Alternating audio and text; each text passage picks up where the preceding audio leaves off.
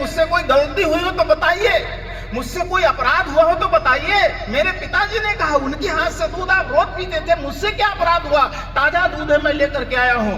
और जब नहीं आए हो तो रोने लगा, दहाड़ मारकर रोने लगा। और रोते रोते उस कोमल भावनाओं ने संकल्प किया, भगवान जब तक तुम आज दूध नहीं पियोगे तब तक मैं भी यहाँ से वर्मा जी भाई साहब। और कहते हैं कि वो सवेरे से रुदन प्रारंभ हुआ, शाम तक रोता रहा। रात हो गई, जब मध्य रात्रि हुई तब भगवान ने उस बच्चे के ऊपर, भगवान द्रवित हो गया, हृदय से पिघल गया भगवान, भावनाओं से भगवान पिघल गया।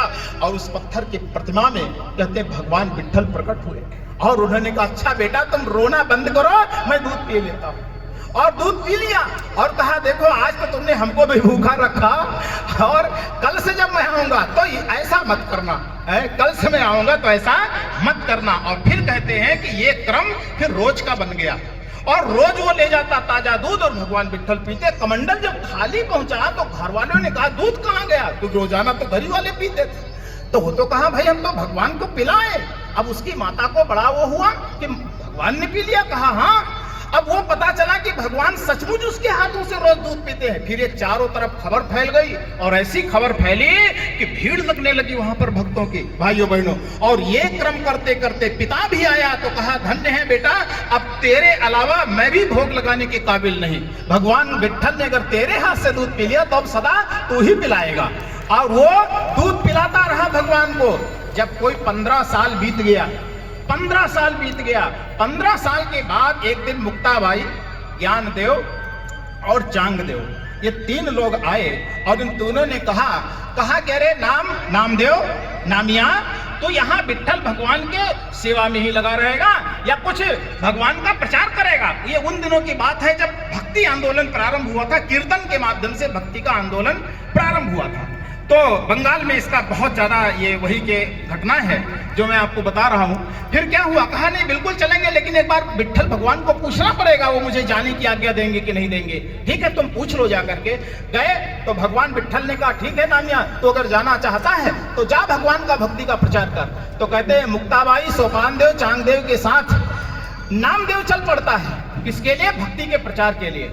आगे गया तो आगे कुछ ही दूर जाने पर एक गांव पड़ता था। उस गांव में एक गोरा कुम्हार रहता था, बड़ा भक्त प्राणी और बड़ा सिद्ध संत। बहुत सारे लोग होते हैं जो ऐसे आपको पता नहीं चलेगा कि कौन किस रूप में है। गोरा कुम्हार के गांव पहुंचे तो मुक्ताबाई ने कहा कि चाचा एक बात बताओ, आप तो कुम्हार हो, घड़ा बनाते हो, एक बार जरा हम चारों में देखें कि हम में से भी कच्चा घड़ा किसका है।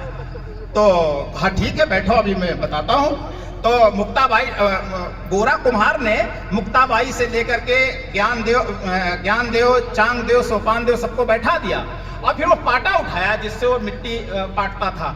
एक एक पाटा पीछे से मारा सबको, और सबको मारने के बाद में फिर नामदेव को जब मारा तो कहा ये जो घड़ा है ये भी कच्चा है, ये जो घड़ा है ये कच्चा है। किसको कहा? नामदेव को। नामदेव ने सुना क्या? गोरा चाचा मेरा घड़ा कच्चा है? हाँ तुम्हारा घड़ा कच्चा है अभी।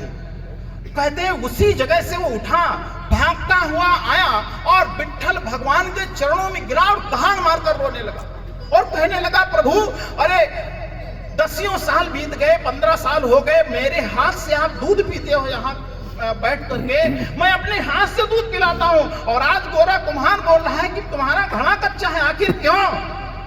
तो विट्ठल भगवान ने कहा कि बेटा तुम्हारा घड़ा कच्चा इसलिए है, भगवान को पाना आसान है, लेकिन कच्चा घड़ा इसलिए है क्योंकि अभी तुम्हारे ऊपर किसी गुरु का आशीर्वाद नहीं है, तुम्हारे ऊपर किसी गुरु का आशीर्वाद नहीं है। और जब तक गुरु का आशीर्वाद न मिले तब तक भगवान की भक्ति कितनी भी हो घड़ा कच्चा ही रहता है।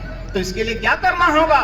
तो कहा तुम जाओ विशोभा खेचर के पास, तुम जाओ विशोभा खेचर के पास और उनसे मिलो और उनसे गुरु दीक्षा लेकर के आओ। फिर वो नामदेव बालक जाता है विशोभा खेचर के पास। विशोभा खेचर कैसे अपने जमाने के परम संत, जब वो गया तो देखा विशोभा खेचर एक छोटे से मंदिर में लेटे थे। उस मंदिर में एक शिवलिंग की स्थापना थी और विशोभा खेचर ऐसे लेटे कि शिवलिंग के ऊपर पांव रखे और नीचे सिर रखे और आराम से सो रहे।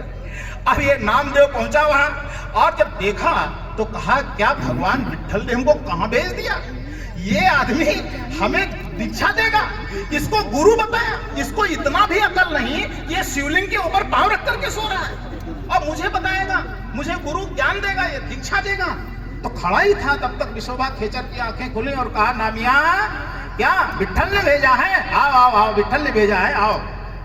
कहा मैं आ तो रहा हूँ। गुरुदेव प्रणाम किया और कहा साहब मुझे सबसे पहले तो यही बता दीजिए कि आप कैसे गुरु हैं कि आप शिवलिंग के ऊपर पांव रखकर सोए हुए हैं? तो कहा नामिया तो एक काम करिए, पांव रखे रखे बड़ा देर हो गया, तू मेरे पांव को पकड़ और तू उधर रख दे जिधर जो है शिवलिंग नहीं है। तो कहते हैं नामदेव ने जब उस पांव को पकड़ा और विशोभा खेचर का जिधर पांव घुमाता शिवलिंग उधर ही घूम जाता, जिधर पांव घुमाता शिवलिंग उधर घूम जाता।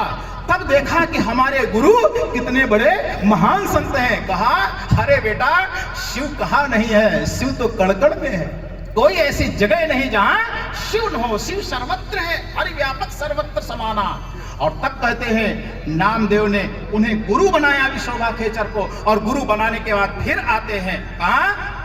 नामदेव के पास मंदिर में। और तब कहते हैं कि नामदेव के भीतर नामदेव की जो मूर्ति थी वो प्रकाशमान प्रतिमा के रूप में परिणित हुई, और फिर वही मूर्ति क्या लगा उनको कि साक्षात जो है विट्ठल भगवान उनकी चेतना में विराजमान हो गए।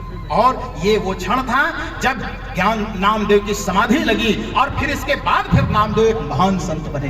भाई ये क्या है मैं बता रहा था, ये भगवान 2 नंबर पर और गुरु पहले नंबर पर। गुरु गोविंद दो खड़े काके लागो पाए, बलिहारी गुरु आपने गोविंद दियो बताए। इसलिए भाइयों बहनों कल आप आइए, आप बड़े सौभाग्यशाली होंगे जो परम पूज्य गुरुदेव पंडित श्रीराम शर्मा आचार्य जैसे महान गुरु से आपको दीक्षा लेने का अवसर प्राप्त होगा। ये अवसर धरती के भाग्य में शायद कभी कभी आए। और जो मंत्र आपको मिलेगा उसका नाम है गायत्री मंत्र। किस मंत्र की दीक्षा मिलेगी आपको? गायत्री मंत्र की। ठीक है, हमारे यहाँ मंत्र 3 प्रकार का होता है। एक का नाम है देव मंत्र, एक का नाम है नाम मंत्र, और एक का नाम है गुरु मंत्र। इसको थोड़ा सा समझ लीजिए, मैं बहुत संक्षेप में आपको बता रहा हूं। देव मंत्र क्या है? देव मंत्र वह है, हमारे यहाँ ये कहा गया अगर कोई गुरु आपको न मिले और आपके भीतर अगर कोई आध्यात्मिक यात्रा करने का मन बने तो आपको रुके नहीं रहना है। बहुत सारे देवी देवता हैं जो आपको पसंद आ जाए, उनका नाम लेकर के और अपनी आध्यात्मिक यात्रा शुरू कर दो। तो जो किसी देवी देवता का नाम लेकर के और कोई आध्यात्मिक उपासना की जाती है उसे नाम मंत्र कहते हैं। आपको कृष्ण जी अच्छे लगे, ओम नमो भगवते वासुदेवा, ओम नमो भगवते वासुदेवाय। आपको शंकर जी अच्छे लगे, आपने ओम नमः शिवाय कहना शुरू कर दिया। आपको राम जी अच्छे लगे, राम राम कहना शुरू कर दिया। ये देवताओं का मंत्र है। देवी देवताओं का मंत्र बोल करके और उपासना की जाए उसे देव मंत्र कहते हैं। इसमें किसी गुरु की आवश्यकता नहीं पड़ती। इसके लिए कोई संत भी आपका मार्गदर्शन कर सकता है।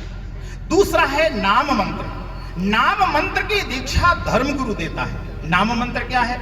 यह भारत एक ऐसा राष्ट्र है जिसमें बहुत सारे धर्म संप्रदाय पैदा हुए और अलग अलग धर्म संप्रदायों के भी बड़े बड़े महान लोग हुए।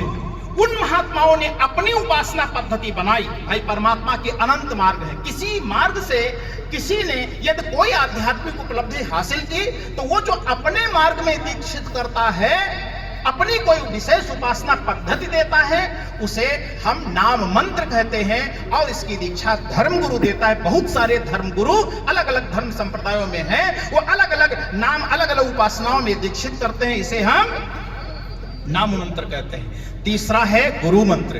गुरु मंत्र केवल एक है और उसका नाम है गायत्री।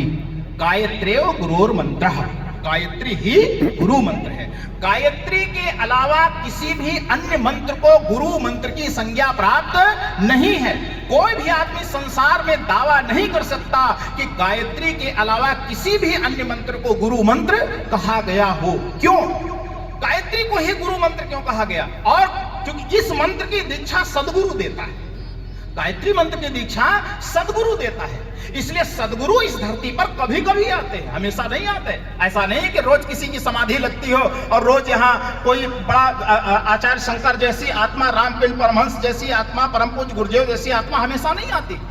सैकड़ों सैकड़ों सालों के बाद जब कोई सदगुरु आता है तब ये मंत्र जागृत होता है, मंत्र की चेतना जागृत होती है, इसकी शक्तियां जागृत होती हैं और तब कोई गुरु मंत्र देता है। ध्यान रखिएगा, इसलिए गुरु मंत्र प्राप्त करना इस सदी का सबसे बड़ा सौभाग्य है जिसे परम पूज्य गुरुदेव से मिलेगा, क्योंकि सदियों के बाद गायत्री मंत्र जागा है। मंत्र सदियों के बाद जागा है, मंत्रों को भी जगाना पड़ता है। मंत्र जागा हुआ न हो तो वो आपको लाभ नहीं देता, इस बात को ध्यान रखिएगा। उसमें गुरु का प्राण चाहिए। मंत्रों में जब गुरु प्राण डालता है अपना, तब मंत्र जागृत होता है, उससे कम में जागृत नहीं होता। इसलिए कभी कभी कोई मंत्रों को जगाता है। खासकर जिस मंत्र की मैं बात कर रहा था, गायत्री मंत्र, ये गायत्री मंत्र हमारे यहाँ सृष्टि का आदि मंत्र है, सृष्टि का आदि मंत्र है। गायत्री मंत्र किसी भी व्यक्ति की रचना नहीं है। जब सृष्टि का निर्माण प्रारंभ हुआ तो जिसे हम कहते हैं, जब कोई न था तब जो था उसे हम क्या कहते हैं? अभी भी प्रश्न आता है ना, तार्किक लोग करते हैं, जब कुछ न था तब क्या था? तो जब कुछ न था तब जो था उसे हमारे यहाँ अध्यात्म में उसी को ब्रह्म कहा गया। क्या कहा गया? ब्रह्म कहा गया। और ब्रह्म से ही सृष्टि बनी हमारे यहाँ। ब्रह्म में एको हम बहुश्याम का संकल्प हुआ, उसी से सृष्टि बनी। इसी को विज्ञान थोड़ा दूसरे ढंग की बात करता है। विज्ञान भी अब जब से क्वांटम फिजिक्स आई है तब से विज्ञान भी हमारे सृष्टि के उद्भव में को परिभाषित करने बहुत नजदीक पहुंच गया। विज्ञान भी कहता है बिग बैंग हुआ। बिग बैंग क्या है? एक बिंदु था, उसमें विस्फोट हुआ और उसमें से सृष्टि बन गई। वो उसे एक छोटा सा अणु मानते हैं, उसमें से विस्फोट हुआ, सृष्टि बनी। विज्ञान ये कहता है। हमारे यहाँ कहा गया वो अणु नहीं था, वो जो तत्व था उसे हमने परब्रह्म कहा और उसमें एक संकल्प पैदा हुआ, एक संकल्प की स्फुरणा हुई, एको हम बहुश्याम, उसी से सृष्टि बन गई। तो जिसे ब्रह्म कहा जाता है वो ब्रह्म क्या है? वो ब्रह्म ही गायत्री है। गायत्र्यो ब्रह्म, ब्रह्म ही गायत्री, गायत्री ही ब्रह्म है, ब्रह्म ही गायत्री है। गायत्री द्वारेण चोच्यते ब्रह्म, ब्रह्म का निरूपण गायत्री से होता है। फिर इस ब्रह्म में एक संकल्प हुआ, एको हम बहुश्याम। इसी संकल्प के बाद कहते हैं ब्रह्म, वो जो ब्रह्म तत्व था उसमें गति हुई और गति के बाद सबसे पहले उसमें नाद प्रकट हुआ। नाद प्रकट हुआ जिसको हम ओम कहते हैं। ओम क्या है? सृष्टि का नाद है। जब ये नाद प्रकट हुआ और नाद में से फिर शिव जी प्रकट हुए। कौन प्रकट हुए? शिव जी प्रकट हुए। शिव जी से अमृत निकला, उसमें से विष्णु जी पैदा हुए। विष्णु जी की नाभि से कमल उत्पन्न हुआ, उसमें से ब्रह्मा जी पैदा हुए। फिर ब्रह्मा जी ने पुकार लगाई, हम क्या करें क्या करें? तो इन तीनों देवताओं को आकाशवाणी हुई, तुम जो है जप करो, तप करो। फिर उन्होंने कहा मैं किसका जप करूं? तो कहते हैं आकाशवाणी के माध्यम से पहली बार गायत्री मंत्र को ब्रह्मा जी ने सुना। तो दो प्रकार के ब्रह्म हमारे यहाँ कहे जाते हैं, एक नाद ब्रह्म और एक शब्द ब्रह्म। जब ओम के रूप में ब्रह्म में सबसे पहले ध्वनि प्रकट हुआ तो वो नाद ब्रह्म कहलाया, और जब गायत्री मंत्र आकाशवाणी के माध्यम से प्रकट हुआ तो यही शब्द ब्रह्म बना। इसी शब्द ब्रह्म में सारी सामर्थ्य माने अस्तित्व जब प्रकट हुआ यहाँ से, तो ध्यान रखना, जब अस्तित्व प्रकट हुआ तो अस्तित्व का ज्ञान उसमें पहले से समाहित था। अस्तित्व का ज्ञान भी उसमें समाहित था, इसलिए गायत्री में सारा ज्ञान समाहित है। फिर यही गायत्री ब्रह्मा जी ने उपासना करने के बाद फिर ब्रह्मा जी ने जब बहुत सारी तमाम सारी ब्रह्मांड बने, हमारी जो गैलेक्सी बनी जिनको हम मिल्की वे गैलेक्सी कहते हैं, हमारे ग्रह नक्षत्र बने, हमारा जो ब्रह्मांड बना, इसके जो रचयिता ब्रह्मा माने जाते हैं। ब्रह्मा भी अनेकों हैं, तो इसके जो ब्रह्मा माने जाते हैं, उन्होंने जब मानसी सृष्टि के बाद मैथुनी सृष्टि का निर्माण किया, तब उन्होंने सभी मनुष्यों के लिए इस गायत्री के ही ज्ञान को इस धरती पर प्रवाहित किया। 4 चरणों में इस मंत्र को उन्होंने सुना था, तो उस पूरे के पूरे ज्ञान को चतुर्मुखी होकर के एक एक चरणों की उन्होंने व्याख्या की, वही हमारे यहाँ 4 वेद बना। तो ज्ञान गायत्री के रूप में पहली बार धरती पर आया, 4 वेदों के रूप में, इसलिए गायत्री को कहा जाता है वेद माता। ठीक है, मदर ऑफ ऑल नॉलेज, सारे ज्ञान की माता। फिर वेदों से ही आगे चल करके बहुत सारे शास्त्रों की रचना हुई। वेदों से ही फिर उसके उपवेद बनाए गए, पुराण बनाए गए, आरण्यक बनाए गए, दर्शन ग्रंथ बनाए गए, स्मृति ग्रंथ बनाए गए। माने शास्त्र कहता है अर्थोयम ब्रह्म सूत्राणाम भारतात विनय गायत्री भाष्य रूपोसो वेदात पर ब्रह्मणम। इस भारतीय आर्ष वाङ्मय में जितने भी धर्म शास्त्रों का प्रेरण हुआ, सब गायत्री की व्याख्या करने के लिए कहा गया। ठीक है, फिर वो चाहे मानस हो, फिर चाहे वो गीता हो, चाहे कुछ भी हो, सब गायत्री से प्रकट हुआ। यहां से गायत्री आई। फिर इसी गायत्री मंत्र को पहले देवताओं ने जपा, देवताओं के बाद ऋषियों ने जपा, ऋषियों के बाद फिर जब हमारी सृष्टि बनी तो जितने भी सामान्य मनुष्य थे सबने जपा। गायत्री सब तक आई बह करके। वर्णानाम आश्रमस्य विशेषतः करोति सततम शांति सावित्री उत्तमम पठम। चारों वर्णों के लोग, चारों आश्रमों के लोग सबने इसी महामंत्र को अपनाया। ठीक है, तो जब सबने अपनाया तो गायत्री विश्व माता बन गई। ठीक है, सारे देवताओं ने जपा, ऋषियों वेद शास्त्राणि सर्वे चैव महर्षयः श्रद्धा हृदय गायत्री धारयन्ति स्तवन्ति च। सारे ऋषि मनीषी देवताओं ने अपनाया तो गायत्री देव माता बन गई, मदर ऑफ ऑल डिवाइन और mother of whole universe. Gayatri वेद माता है, देव माता है और विश्व माता है। अब यहां से वो गायत्री चली। अब जो गायत्री जिसकी मैं बात कर रहा था भाइयों बहनों, इसके बाद हमारे देश ने मंत्रों का सृजन किया। बहुत सारे मंत्र आए, 20,349 मंत्र तो 4 वेदों में आए। बाकी के जो मंत्र आए वो पुराणों में आए, दर्शन ग्रंथ में आए, तंत्र ग्रंथ में आए, स्मृति ग्रंथों में आए। हमारी भारतीय संस्कृति कहती है कि हमारे आर्षवांग्मय में 7 करोड़ मंत्र हैं। कितने मंत्र हैं? 7 करोड़। और 7 करोड़ मंत्रों की सारी शक्तियां इसी एक गायत्री में उपस्थित है। ध्यान रखिएगा, 7 करोड़ मंत्रों की। इसलिए शास्त्र जब मंत्र का परिचय देता है तो कहता है सप्तकोटि महामंत्राः गायत्री प्रायकाः स्मृताः आद्येव उपासन्ते गायत्री वेद मातरम। 7 करोड़ मंत्रों की सारी शक्तियां इसी गायत्री में समाहित है। इसलिए गायत्री को कहा गया कि महामंत्र जितने जग माही, महामंत्र जितने जग माही, महामंत्र जितने जग माही, महामंत्र जितने जग माही, को गायत्री सब नाही, को गायत्री सब नाही। सुमिरत हिया में ज्ञान प्रकाश, सुमिरत हिया में ज्ञान प्रकाश, आलस पापो ज्ञानासे, आलस पापो ज्ञानासे, आलस पापो ज्ञानासे। इसीलिए इसको महामंत्र कहा गया। और इस महामंत्र का जप करने के बाद भाइयों बहनों व्यक्ति को किसी प्रकार की कोई समस्या नहीं रह जाती, क्योंकि 7 करोड़ मंत्रों की सारी शक्तियां किसमें है? गायत्री में। इसलिए कहा गया गायत्री गुरु मंत्र। इसलिए गायत्री गुरु मंत्र है क्योंकि बाकी कोई भी मंत्र इसका मुकाबला नहीं कर सकते। इसलिए हमारे यहां शास्त्र कहता है कि गायत्री को छोड़ करके किसी भी मंत्र की उपासना, अगर किसी को अभीष्ट सफलता, जीवन की सर्वांगीण उन्नति चाहिए, आपको केवल अलग अलग कोई चीज चाहिए तो अलग अलग मंत्र है हमारे यहाँ। ठीक है, आपको धन की कमी है, आप लक्ष्मी जी का ध्यान करो, आप अपने यहाँ लक्ष्मी यंत्र की स्थापना करो, पूजा करो, आपके यहाँ धन के आगमन का द्वार खुल जाएगा। आपके यहाँ संतान नहीं है, संतान नहीं होते तो उसके लिए आप सूर्य का ध्यान करिए, आपके यहाँ संतान की उत्पत्ति हो सकती है। आपके यहाँ शरीर में जो है आपका मनोबल कमजोर रहता है, आप काली की उपासना करिए, मनोबल प्रचंड हो जाएगा। ठीक है, आपको पढ़ते हैं बुद्धि में कमी है तो आप थोड़ा सा जो है सरस्वती की उपासना कर लीजिए, आप में बौद्धिक प्रखरता आ जाएगी। बुद्धि के साथ अगर आपके निर्णय की सामर्थ्य में कमी है तो आप गणेश जी का मंत्र जपिए और आपको सामर्थ्य मिल जाएगी। माने एक तरीका यह है कि अलग अलग चीजों को प्राप्त करने के लिए अलग अलग खेत बनाए जाए और उनकी वो किया जाए, और एक तरीका यह है कि एक ही खेत में सब कुछ मिल जाता है हमको, तो अलग अलग फिर हमको जाने की जरूरत नहीं है। इसीलिए कहा गया कि गायत्री यह परिम्त्यज्य अन्य मंत्रम उपासते न साफल्यम अवाप्नोति कल्पकोट शतैरपि। शास्त्र कहता है करोड़ों कल्पों में भी उसे अभीष्ट सफलता प्राप्त नहीं हो सकती अगर गायत्री को छोड़कर अन्य किसी भी मंत्र की उपासना करता है।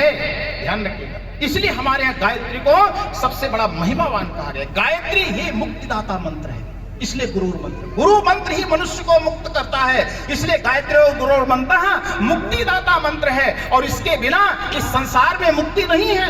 मैं नहीं, अगर हम कहते तो शायद आपको थोड़ा सा अच्छा न लगता कि भाई ये गायत्री वाले इसलिए गायत्री की बात करते हैं। कबीरदास जी का नाम सुना है? कबीरदास जी तो निराकार संतवादी संत थे, और एक निराकारवादी संत, उन्होंने क्या लिखा है मालूम है आपको गायत्री मंत्र के संबंध में? कबीरदास जी कहते हैं, पहले तो उन्होंने महिमा गाई बीजक्रमणी में, इच्छा रूप नारी अवतरी ता सुनाम गायत्री धरी ताके पुत्र तीन पुन भयऊ ब्रह्मा विष्णु महेश्वर नाऊ, ये कबीरदास जी ने लिखा। फिर कबीरदास जी कहते हैं कि कोटि नाम संसार में ताते मुक्ति न होए।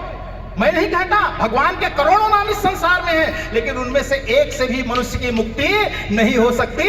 आप किसी देवी देवताओं की उपासना करें, भगवान प्रसन्न हो सकता है और प्रसन्न होकर के भगवान आपको वरदान दे सकता है, लेकिन वरदान बहुतों को मिलते हैं, वरदान असफल हो जाते हैं। रावण को भी मिला था वरदान, हिरण्यकश्यप को भी मिला था वरदान, क्या हुआ? वरदान पा करके भी ये कुछ न कर पाए, ये भटके। भाइयों बहनों, भगवान आपके ऊपर प्रसन्न हो जाएगा, वरदान दे देगा, लेकिन मुक्ति के लिए ये चीजें जरूरत नहीं है। कोट नाम संसार में ताते मुक्ति हो न होए, आदि नाम जो गुप्त जप बूझे विरला को। ये कबीरदास जी ने कहा। आदि नाम कौन है? आदि नाम वो है जो सृष्टि के प्रारंभ में प्रथम बार प्रकट हुआ, उसे कबीरदास जी ने आदि नाम कहा। और उसे को उन्होंने कहा, सकलो दुर्मत दूर कर अच्छा जन्म बनाओ, काग गौन को छाड़ के हंस गौन चली आओ। ये कबीरदास जी ने गायत्री उपासना के लिए प्रेरित किया। ऐसे एक नहीं, जितने भी महामानव महापुरुष हुए सबने गायत्री की महिमा गाई। भगवान बुद्ध का नाम आता है, भगवान बुद्ध ने अपने जमाने में गायत्री महाविद्या की ही उपासना की, गायत्री के ही तत्व दर्शन को अपनाया। और जो भगवान बुद्ध के भीतर ज्ञान प्रकटा गायत्री का, उसे गुह्य ज्ञान कहते हैं। सबके भीतर वही चीज प्रकटा जिसे गुह्य ज्ञान कहा जाता है। ये गुह्य ज्ञान क्या है? ये गुह्य ज्ञान वो है जब भगवान श्री कृष्ण जी ने 12 साल तक गायत्री मंत्र का जप किया घोरंगिरस ऋषि के आश्रम में, इसके बाद गुह्य ज्ञान प्रकटा तो जाकर के उन्होंने गीता का उपदेश दिया। भगवान श्री राम ने गुप्त गोदावरी में चित्रकूट में रह करके और वहां 12 साल तक गायत्री महामंत्र के 12 पुरस्कार संपन्न किए। वो जब उनके भीतर ज्ञान प्रकटा, इसके बाद उन्होंने राम राज्य की स्थापना किया, युग निर्माण का अभियान चलाया। भगवान बुद्ध ने भी 12 साल तक इसी मंत्र की उपासना के, इसी महाविद्या को जीवन में आत्मसात किया और फिर उनके भीतर से भी गुह्य ज्ञान प्रकटा। और जो गुह्य ज्ञान प्रकटा कभी, लेकिन कोई आदमी से बताता नहीं। आप कभी पढ़िए अगर बौद्ध ग्रंथों को, तो आपको ये चीजें बहुत अच्छे से समझ में आएंगे। भगवान बुद्ध के भीतर से जो गुह्य ज्ञान प्रकटा, जो पूरे त्रिपिटक में सबसे महत्वपूर्ण माना जाता है, उसे कहते हैं, बुद्ध की भाषा में कहते हैं पठान, पाली भाषा में उसे पठान कहा जाता है। पठान का अर्थ होता है गुह्य ज्ञान, यानी ज्ञान का सबसे गूढ़तम जो क्षेत्र है वो क्या है, उसे बुद्ध ने पठान कहा। और पठान की संख्या केवल 24 है। आप पढ़िए, 24 पठान भगवान बुद्ध के भीतर प्रकट हुए। 24 से 25वां नहीं है। गायत्री मंत्र में कितने अक्षर हैं? 24। एक एक अक्षर में ज्ञान भरा पड़ा हुआ है। वही चीज भाइयों बहनों सबके भीतर। आप ईसा मसीह को पढ़ लीजिए, उनके गुरु यूहन्ना, उन्होंने जॉर्डन नदी के किनारे उनका बपतिस्मा किया और ईसा मसीह का 12 साल तक का कोई इतिहास नहीं मिलता। पूरे बाइबल को आप पढ़ करके देख लीजिए, 12 साल कहाँ रहे। कई लोग कहते हैं कि 12 साल वह भारत में है और ऋषियों के पास रह करके उन्होंने ब्रह्म विद्या सीखी। 12 साल तक का इतिहास नहीं है। ये 12 क्यों है? ये 12 की संख्या बड़ी महत्वपूर्ण होती है। 12 वर्ष की एक आध्यात्मिक संध्या होती है और एक आध्यात्मिक संध्या अगर कोई गायत्री की पूरा कर ले तो वो गायत्री के संबंध में महामानव बन जाता है, वो ऋषि बन जाता है। 12 साल की साधना व्यक्ति को ये चमत्कार कर देती है। बहुत बड़ी उपासना है 12 साल की उपासना। इसलिए एक आध्यात्मिक संध्या यहाँ जितने भी महामानव महापुरुष ऋषि हुए सबने पूरा किया। चाहे भगवान श्री राम को देख लीजिए, 12 वर्ष तो रहे वो चित्रकूट में, 13वां वर्ष नहीं रहे। भगवान श्री कृष्ण को देख लीजिए, 12 वर्ष ही घोरंगिरस ऋषि के आश्रम में रहे। हनुमान जी को पढ़ लीजिए, 12 वर्ष महातपा के यहाँ रहे आश्रम में और वहां रह करके उन्होंने गायत्री की साधना की। भगवान बुद्ध ने 12 वर्ष तक ही जो है साधना की।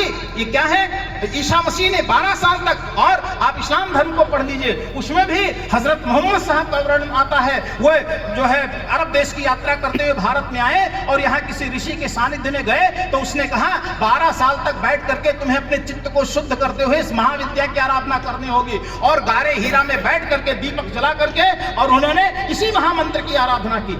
हर युग में अलग अलग ये महामंत्र अलग अलग लोगों ने अपनाया, अलग अलग पद्धतियों के अनुरूप अपनाया और जीवन को चमत्कार से भरा। गायत्री मंत्र वो है। और इस युग में इस कलयुग में इस धरती पर महामानव महापुरुषों के बाद, राम और कृष्ण के बाद, बुद्ध महावीर के बाद, भाइयों बहनों, पहली बार अगर कोई महामानव महापुरुष प्रकट हुआ तो उस गुरु का नाम है परम पूज्य गुरुदेव पंडित श्री राम शर्माचार्य, जिन्होंने 12 नहीं, उन्होंने 24 महापुरुष चरण संपन्न किए। और 24 महापुरुष चरणों की श्रृंखला पूर्ण करने के बाद उनके भीतर वो सामर्थ्य आई कि वो अड़ी को विभु बना दे और विभु को अड़ु बना दे। 24 महापुरुष चरण करने के बाद उनमें सामर्थ्य आई कि राई को पर्वत करे, पर्वत राई माही, ये सामर्थ्य आई।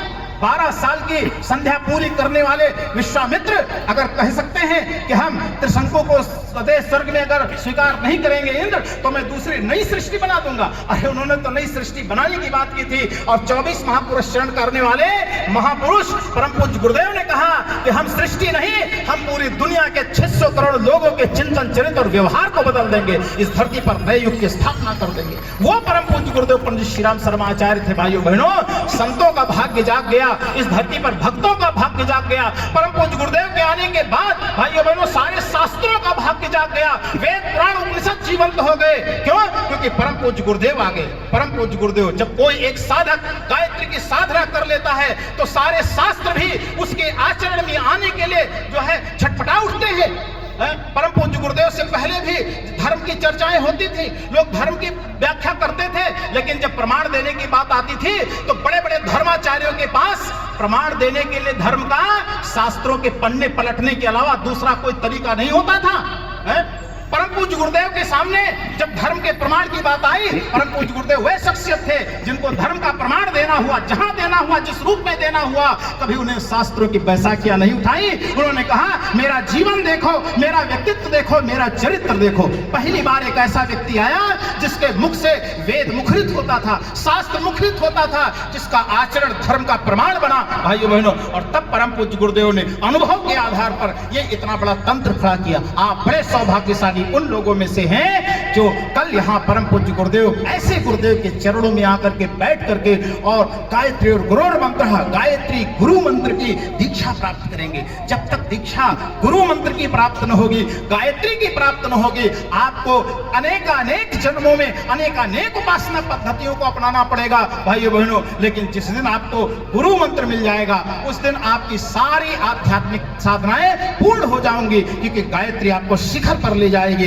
गायत्री आपको परम तक ले जाएगी। इसीलिए मेरा निवेदन है, एक छोटा सा गीत सुनेंगे। गुरु की छाया में शरण जो पा गया, उसके जीवन में सुमंगल आ गया। इस छोटे से गीत के बाद